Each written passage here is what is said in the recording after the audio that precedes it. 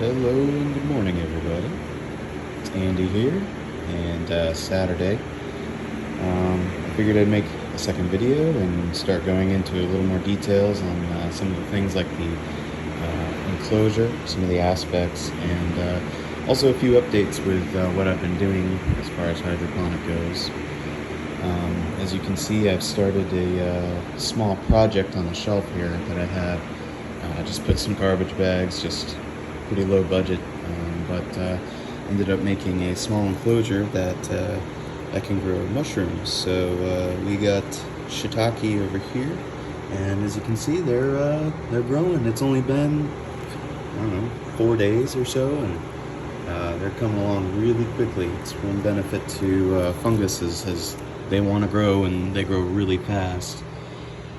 Over on this side, the other side, I've got lion's mane mushrooms, and supposedly really good for cognitive function, and also just good for you in general. Supposedly has the texture of crab meat. I think the flavor is still, mushroom, but then what I do is I just go in here with my spray bottle, just take a regular spray bottle full of water and spray it a little bit. I do it usually once in the morning and once at night, and slowly but surely this will give us some mushrooms. And I actually sprayed this guy a little bit already, but I'll give him a little more. This was really interesting. This came from North Spore. Some of you may be familiar with the company, but really cool company. Not sponsored, but really do love their products. They're releasing new stuff all the time. So yeah, they're pretty convenient and a good way to go. All right, so the enclosure, I'm on the outside of it right now, obviously. So this is a fan that I have strapped to this PVC pipe. This is for airflow. Gotta have airflow in an enclosure like this, because if you don't, your plants are, they're just more prone to fungal issues, and you really don't want that. So this PVC enclosure, for things like this, heavy equipment and things like this you're hanging, what I did is I drilled holes in the pipe and sprayed spray foam in all the pipes. And what that did is it created more structure and integrity so that you can hang more things like fans, or look through the plastic, you got A2000 lights. So I'm gonna go ahead and head in. Another cool trick you can do, see if I can find a spot where I did it. Oh yeah, up top here, so as you can see, I've got a A2000 light right here, it's hanging. Up here, I actually drilled a hole through the pipe, took a zip tie and zip tied it to the fitting. And what that does is it really just secures it down. So even if there's a lot of weight bearing down, it's gonna have a tough time sliding out. So that's another really cool trick you could do if you want to do something low budget, convenient, doesn't look ugly, not in my opinion anyways. So here's the inside, there's the fan. As you can see, it's attached. I just used wire, like it's wire that you would support your plants with. And I've moved some stuff around. As you can see, I actually moved the zucchini outside. It unfortunately wasn't producing as much as I want. I'm not quite sure if it was because of the lack of space due to just a 5-gallon bucket. But as soon as I put it outside, it's now in some raised beds. And it's doing a little better now that it's recovering from the shock. But so here I've got my tiered shelf. I was showing you guys in my last video, but instead I've got all my yellow buckets with it. And I've got some starters here that I've been growing: mushroom basket, white tomasol. Haven't tried any of these yet, so I'm looking forward to it. But then the flavor bombs, heard a lot of good things about the flavor bombs, and that's a Japanese watermelon. They get about fist size, maybe double fist size. They're really, really good for not having to have a lot of support to keep them structured as they grow. Up here I've got Sicilian slicer tomatoes, and I've got 2 of the Baker's Creek orange hat tomatoes growing. I'm really curious about these because they stay small, compact, yet I've heard they're very prolific, so we'll see. strawberries, doing really well. I wasn't sure how they were going to do with a container like this, but very surprised. So this is a white tomasol that I moved to the 5-gallon buckets here a few days ago, and looks like it's still adjusting and starting to put new growth out. So really cool. This is a clone of the black crim that I showed you in the other video, and already putting on a tomato. Suckers are amazing. If you want to get tomatoes quickly, grow a mother plant, get some suckers off the plant, let them grow a little bit so that they're a little leggy, and then clone them. And I mean, it's so quick. You don't have to wait the whole 80 days for maturity or anything like that. And this is how I clone them. I mean, I just have a cup of water, and look at the roots. Yeah, it's cool. Just don't let them go dry, you know, just refill it every few days and get some water in there. That's the fertilizer I use, a general basis fertilizer. It's good. I think I like this combo a little better. A lot of you may be familiar with this. This is the 41838 NPK. It's very nice. The only thing it's missing is calcium, and this stuff is very awesome.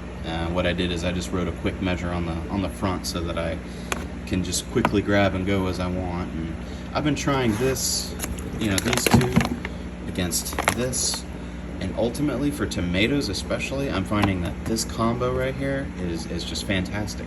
The stalks, I mean, this is one that I used it on. Look at the stalk on this black crim right here. Yeah, this is the black crim I showed you in the last video, and it's going nuts. It's tall as me. So this right here are my first 2 tomatoes, and I did some test runs, and here's my first mistake. Yep, a little bit of blossom end rot. So what did I do? To amend it, I just added a little more of the CalMag, and lo and behold, my future tomatoes, no blossom end rot, and I've got a few more on here, little babies. But what I like to do also is, this thing's putting out flowers like crazy, you can see that. So I have a small children's electric toothbrush, works really well, and you can take the flower here, you just keep it on there and let it kind of vibrate it a little bit. And what it does is it gets the pollen to fall out, because these are open pollinated flowers. So it's pretty interesting to watch it. I also did put my AeroGardens on the shelf for now. I had several reasons, but one reason is I picked up this awesome little thing. It's just a germinator. It's got a nano T5 reflector on it. I've also got a heating mat underneath. I've just found the germination to be so much better with this device. And I actually have another project I'm getting ready to work on using these. I'm going to share it in a few weeks. And I also have another project I'm working on for hydroponic potatoes, carrots, beets, you know, all the root vegetables, onions, garlic. And that one I'm going to be working on today, and I will document it and share it in a few weeks. But it basically utilizes 2 totes. It's all hydroponic. So yeah, very excited about that. And you're probably eyeballing this behind the seed germinator. This is a Kratky method tote that I'm experimenting with, and I've got rainbow chard, Swiss chard, kale, and so far, I mean, so good. I had this cut down to nothing at all, and it's already shot up 4 new leaves now, so that's pretty impressive. This is an Amish paste tomato. I use the Maxi Grow on this, and as you can see, it's giving me a lot of foliage, not so much on the blooms. So what I'm going to do probably today is clean this out, redo the fertilizer, but I'm going to use the tomato fertilizer and the CalciMag, and we'll see if that works a little better, getting some flowers out of this, because I've been looking forward to a nice paste tomato and heard a lot of good things about it. Over here I've got a cherry bomb tomato. It's like the flavor bomb, but definitely not as prolific. I haven't been too happy with it overall. I mean, yeah, I've got some clusters, you know, I'm sure they're good, but this is my very first cluster, and finally it's just barely starting to ripen. I've seen better. Sweet Millions, Sweet 100s, those are great. Really, really good producers. I think the flavor bombs are going to be a little good too, and these guys are getting hit with nutrient deficiencies. I've just been a little careless, but also a little disappointed. So, yeah, I'm probably going to transport these and get the flavor bombs in them and get the other nutrient blend in there. Same thing over here. I mean, I've got clusters, but they're just taking forever to ripen. So, you know, just one of those days. Other than that, you know, lettuce is going strong. I actually hung one of my, let me focus it in a little better. I actually hung one of my small grow lights from the top because I've seen they're getting a little bolty. They usually do that when they don't get sufficient light, and I was like, yep, I think it's time to put a little more light over these guys. Over here I've got my dill and another type of lettuce and some basil, large leaf basil, and oregano, and back there I've got a starter Japanese watermelon to kind of go with this one down here. They're going to go into a Kratky method outside, and I'll share a video on the Kratky I've got going on outside. I've got about 5 totes now, and a lot more to go. Costco is running a really good sale on those 27-gallon black and yellow totes. So if you're a Costco member, you may want to take a look. They're definitely worth having. The root vegetable hydroponic setup I'm getting ready to build uses those 27-gallon totes. So the most expensive aspect of it's going to be the medium. You might be able to get away with cocoa peat and stuff, but I'm going to go ahead and just use the expanded clay. And but anyways, I'll get into that more probably in the next video. You know, thank you very much for watching. I've got another Kratky under here. I'm getting ready to load that up too. That's just going to go over here right next to this one.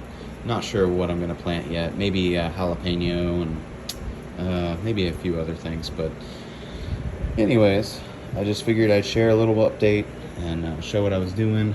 And I hope you guys enjoyed. If you have any questions, or if you're ever interested in doing anything like this, a small enclosure in your house, it's not as hard as it looks. It's really, and once you have it forever. I mean, it's not going to deteriorate. It's foolproof. So, you know, best of luck to everybody out there. And if you have any questions, just comment below. And thank you very much for watching. Have a great day, guys.